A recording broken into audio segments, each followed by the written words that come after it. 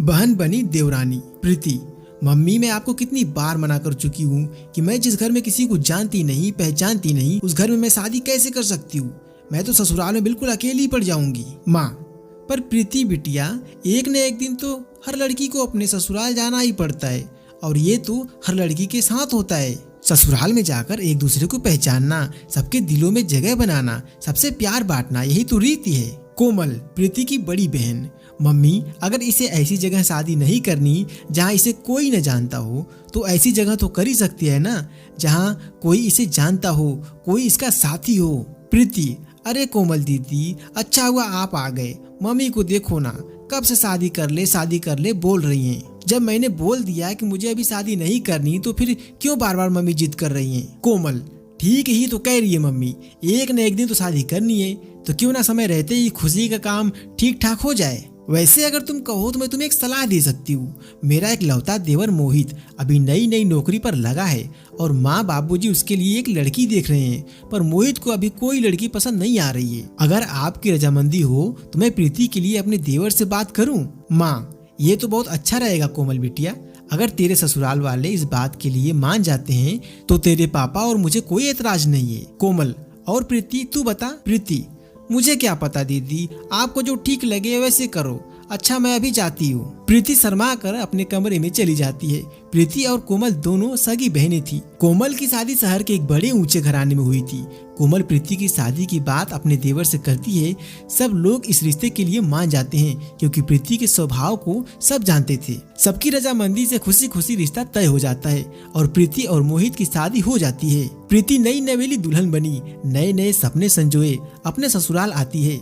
सब कुछ बहुत अच्छे से चल रहा था। दोनों बहनें मिलकर खुशी खुशी घर का काम निपटा रही थी। घर का माहौल बहुत ही शांतिपूर्ण था, पर कहते हैं ना, जहाँ चार बर्तन होते हैं वो कभी न कभी बज ही जाते हैं। कोमल की सास प्रीति के स्वभाव से बहुत खुश थी। एक दिन सास का एकादशी का व्रत था। कोमल थोड़ी सी देर सोकर उठी, इसलिए प्रीति ने सास के लिए फलाहार की कई सारी चीजें बना डाली। ये देखकर सास बहुत खुश हुई। सासू माँ, प्रीति बहू, मैं तो धन्य हो गई जो तुम जैसी बहू ऊपर वाले ने मुझे दी। मेरी दोनों बहुएं लाखों में एक हैं। वैसे तुमने तो फलाहार कितनी सारी चीजें बना डाली, मेरा तो पेट अच्छे से भर गया। प्रीति, माँ जी, आपको फलाहार पसंद आया, यह मेरे लिए बहुत खुशी की बात है। अपनी सास की प्रशंसा की हकदार पहले अकेली कोमल हुआ करती थी, पर अब सास का प्यार बंट गया था। प्रीति की तारीफ सुनकर कोमल को अपनी बहन से थोड़ी सी ईर्ष्या होने लगी, इसलिए उसके व्यवहार में बदलाव आने लगा। प्रीति, कोमल दीदी देखना, मैं कढ़ी बना रही थी, पकौड़े के लिए इतना बेसन काफी रहेगा ना। कोमल, देखो प्रीति, अब तुम मेरी छोटी बहन नहीं हो, तुम मेरी देवरानी हो गई हो, इसलिए घर की जिम्मेदारियां सीख जाओ। अब हर समय मैं तुम्हें थोड़ी बताती रहूंगी कि क्या सही है क्या गलत है, खुद भी तो बनाना सीख सकती हो। वैसे भी मुझे बहुत सारे काम हैं। आज से पहले कोमल ने प्रीति से ऐसे कभी बात नहीं की थी, पर प्रीति इस बात पर ध्यान नहीं देती है। अब तो कोमल प्रीति को नीचा दिखाने की कोशिश भी करने लगती है। एक दिन प्रीति ने गलती से दाल में देसी घी की तड़के की जगह तेल का तड़का लगा दिया, जिस पर कोमल उसे टोकने लगी। कोमल, प्रीति तुम्हें पता है ना कि माँ जी को देसी घी की तड़के वाली दाल बहुत पसंद है, फिर तुमने तेल का तड़का क्यों लगा दिया। कोमल, 6 महीने तुम्हारे शादी को हो गए हैं, कब तक मैं ही रसोई का सामान की देखभाल करती रहूंगी।